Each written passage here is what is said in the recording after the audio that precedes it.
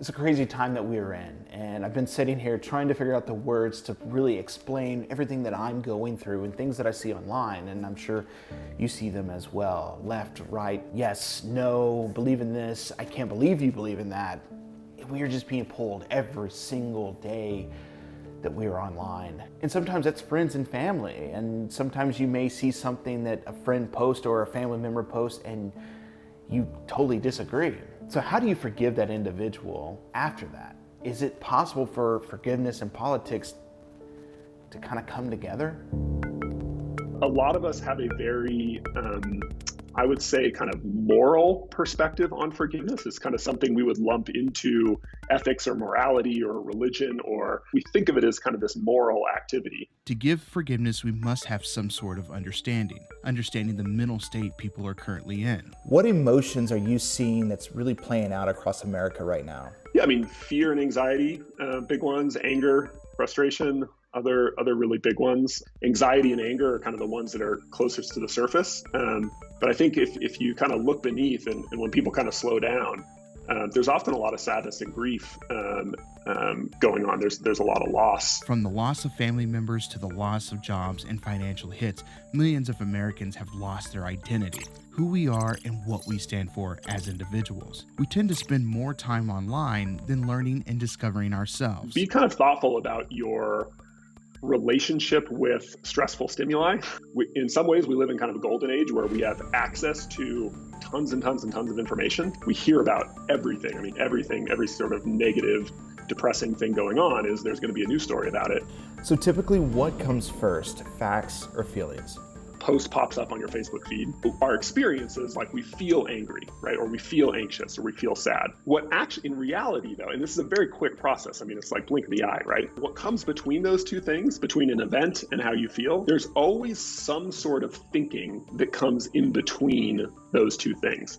So say you see a post on social media and you tell yourself, that is completely ridiculous. That phrase itself is what creates the emotion. You can't actually have an emotion without some sort of cognitive activity, some sort of thought or meaning-making process. Now, often these thoughts are very fast. They're very quick.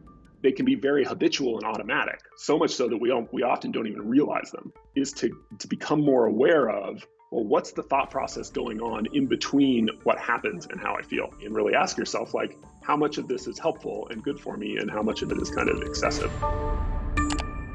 Why is it important for us as human beings to be understood? Yeah, this is a great question. So if you think about it, if you touch a hot stove and you feel pain in your finger, it's easy to make the assumption that, pain's bad, you pull your finger back. But if you think about it, pain isn't the problem. The problem is your skin getting tissue damage. Pain is actually a good thing. Pain's the messenger that's telling your brain to pull your hand back. This is true, though, for our emotional lives as well. Things like anxiety or sadness, grief, guilt, anger, these like difficult emotions, they're very painful. And because they're painful, we tend to assume that they're bad. Like it's bad if I feel anxious. It's bad if I feel angry. It's bad if I feel bad.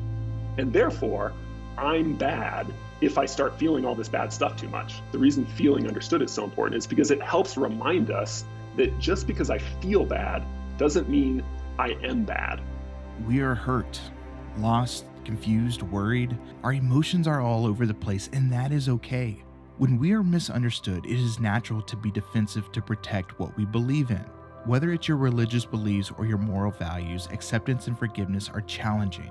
Just because we forgive and accept doesn't mean we condone their views or actions. If your belief about forgiveness is that once I forgive someone, I should never have to think about it anymore, you're going to get frustrated every single time you remember that. And that frustration is going to lead you to think more about it and try and understand, well, what's wrong? Did the forgiveness not work? How come I'm still experiencing this? It becomes a self-fulfilling prophecy. The more you think about the wrong that happened to you, the more you're entrenching it in your memory. So the more likely it is that your brain is going to remind you of it. Forgiveness does not mean forgetting. One word that Nick left me with was curiosity. Instead of trying to avoid or fix the situation right away, step back and ask yourself why. Curiosity is it's like a release valve on a pressure tank. It just really takes the pressure down from the whole system, either within yourself or in the context of a relationship with someone else. So if you can get curious, that's often a really good first step to diffusing just about any difficult situation. Sometimes we complain about communication with maybe a partner or a friend, but it sounds like we need to do a better job of communicating with ourselves. It's so true. I really think that 99% of our communication problems are understanding problems. There's a quote by author Robin Sharma.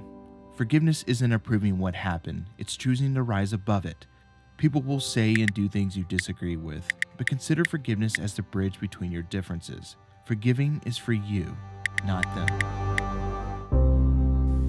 Hey everyone, Cody Broadway here. Thank you so much for taking the time to check out the NBCLX YouTube channel. Be sure to click here for more videos and also click here to subscribe to join the NBCLX community.